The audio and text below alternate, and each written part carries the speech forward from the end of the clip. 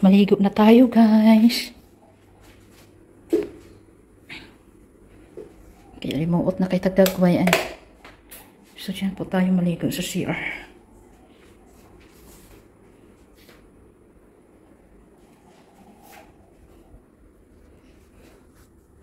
Ayan. Grabe, nakalimuot o Dagway ang yung caregiver na lola, guys. Ano ba yan? Pansin ko sa sarili ko habang tumatagal ako dito sa sa pag-stay at home caregiver, parang mas madali akong tumatanda. Kaya iligo ko na lang talaga yung aking ngayong araw. Ay, nataka ako bakit ang dudumi dito. Ini-sprayhan ko pala yan, yung kanina. Kaya ang dumi dito sa loob. Yan kasi hindi ko kasi maabot. Kaya yan, guys. Maglinis pa ako dito bago ako maligo ulit.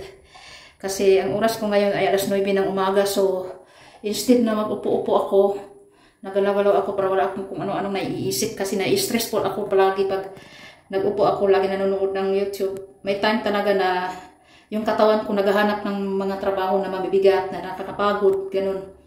Kasi mabigat na yung katawan ko, guys. Imagine ninyo naman, 70 kilos na ako ngayon. Na dati ay lang po ako 60. Yung ako yung palagi kong bigat talaga dati 60 lang. Tapos ngayon 70 kilos na. So pag hindi ko kontrolin ako, baka mas lalo akong lumobo. Kaya yung katawan ko naghahanap ng nakakapagod na trabaho. So ang caregiver kasi po ay sobrang relax po talaga ang trabaho nun, lalo na stay in ka, ganun. So parang ikaw pa yung unang magkasakit kaysa sa alaga mo, parang ganun. Pero pag kailangan marunong ka mag-adjust. So, sobrang lagkit na po ng aking buhok. Maraming oil na, maraming pawis. Kaya maligo na talaga ako katapos nito. Maglinis muna ako dito sa CR. Tapos maligo. Tapos magpahinga na ako, guys. Kasi sa tanghali na naman, kailangan na naman nating kumilos para wala masyadong dito. Luto-luto lang. Kaya hindi naman ako pala kain. Lagi akong nawawala ng gana ng kain dito, guys. Kasi nga ako lang mag-isa. Tapos wala akong gana na masyadong magluto-luto. Kasi wala masyadong ingredients. Yung mga basic lang ang binibili ni Madam. Alam nyo naman na tayo mga Pilipino, mahilig tayo sa mga luto-luto. Tapos ito si Madam, yung mga Chinese herbal lang na alam niya. Yung mga simple lang na Chinese herbal. Kasi lagi po siyang nag-take out ng pagkain para sa papa niya sa labas. Kaya ayun, ako, nalulungkot ako dito sa loob. Pero pag sa bahay naman ako, lagi din ako iniwanan ng asawa ko kasi lagi siya naglalakad. Kaya mas mabuti na lang dito ako malulungkot mag-isa dito kasama sa aking trabaho kasi at least may sahod po tayong makukuha. Kaysa doon sa bahay, awayan ko lang yung asawa ko pag hindi niya ako nabibigyan ng oras. Kasi busy din yun eh. Lalo na ngayon, siya na ang nanay doon, siya pa ang tatay. Kaya sa kanya na lahat. So, balos-balos lang, guys. Pero okay naman kami ngayon kasi nagkaintindihan kami. Kailangan talaga mag-give and take kami sa mga oras, ganun. Para sa aming mga anak. So, ayan na, guys, maligo muna tayo kasi sobrang dumi dito. Ay, Diyos ko. Hi guys, tapos na po tayo maligo. Pero ayan, pawis na naman tayo. Ay, katapos lang natin maliligo. So ngayon, magpapahinga na ako. Tapos na po ako sa aking magagawain dito sa bahay. My morning routine. So yung bed ko, hindi ko na lang siya pinapatayo sa gilid. Kasi, pawis ako, guys, grabe. Kakaligo ko lang pero pawis ko baha talaga kasi magdating si Gabin mamaya, so hindi ko na lang siya pinapatayo. Ito palang towel ko, guys, ito yung ginagamit ko pang takip sa tiyan ko kasi hindi ako gumagamit ng kumot kapag natutulog kasi mainit nga. Kasi ito dala pampunas na rin ng pawis kapag pinapawisan ako tuwing natutulog. Nilalabahan ko to palagi. Ay.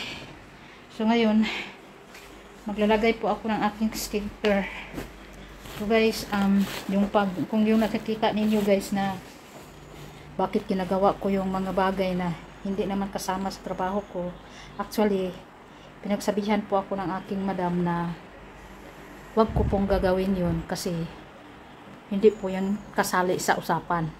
Pero dahil bilang caregiver ay talagang napaka-relax ang aking trabaho. Marami tayong oras sa pahinga. So ang katawan ko ay parang namamanhid sa kakaupo. Parang dumadami na yung nag-level up na yung mga taba sa katawan ko.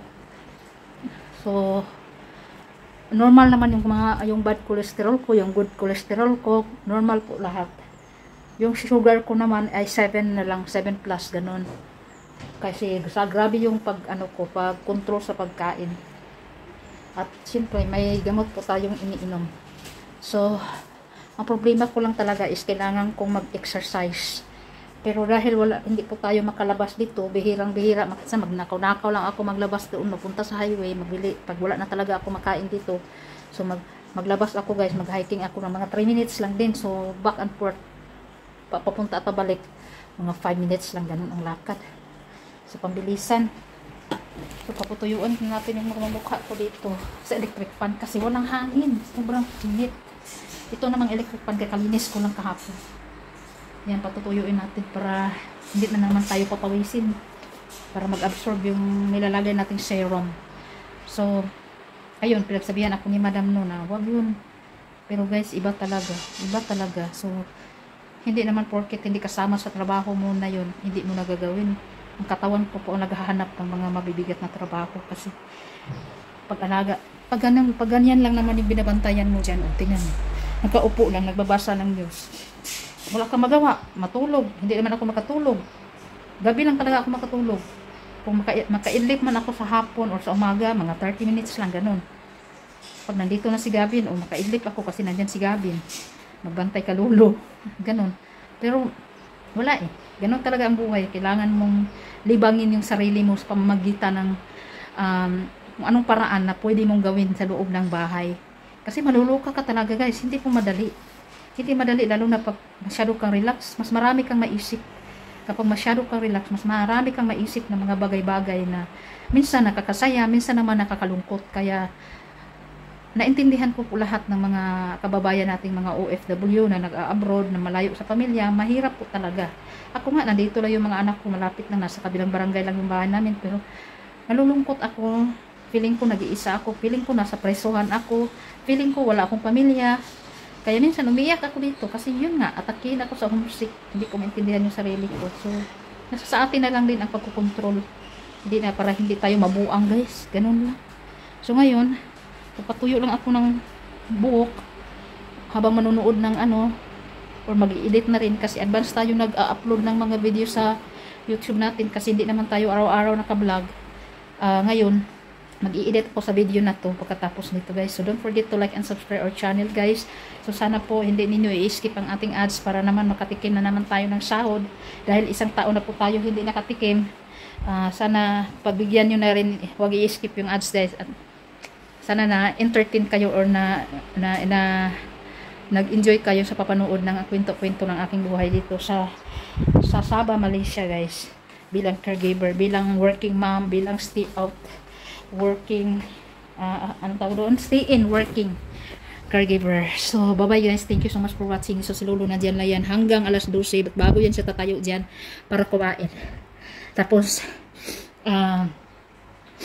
mabalik na naman niya sa upo. So, hapon na naman. So, ganun lang yung routine namin dito. So, matutuwa na ako dito mamaya kasi nandito na si Gavin. May makulit na ako dito magkakalat. So, don't forget to like and subscribe. Thank you so much. Bye.